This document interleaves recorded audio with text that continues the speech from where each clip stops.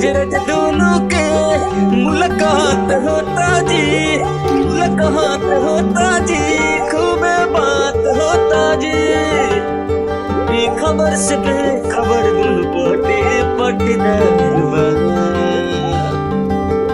देवरानी जठानी के प्यार असरदार बा, देवरानी जठानी के प्यार असरदार बा, असरदार बा।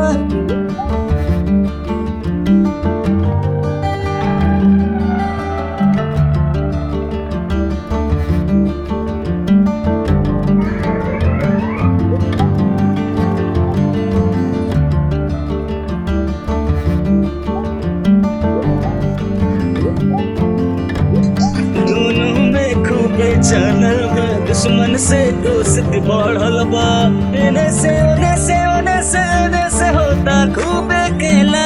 पतिदेव जी लोग दुकान गइल, जाते ही मीटिंग शुरू भइल।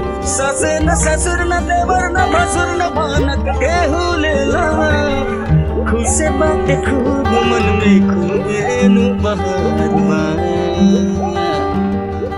देवरानी जठानी के प्यार सरदार बा, देवरानी जठानी के प्यार सरदार बा, सरदार बा।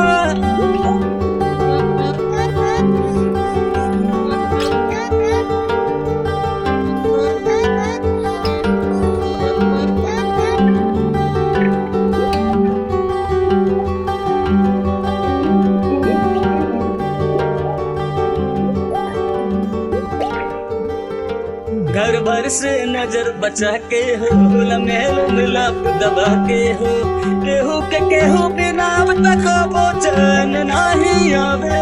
खाना पीना होला संगे में होला खूब मस्ती रंग में, आँख में ढोल झटकाई केहू जान नहीं पावे। दोनों गोतीन के अब खूबे लहर बा, देवरानी जठानी के प्यार सरदार बा, देवरानी जठानी के प्यार सरदार बा, सरदार बा। आपन पसंदीदा फिल्म देखे खातिर डाउनलोड करी दंगल प्ले ऐप।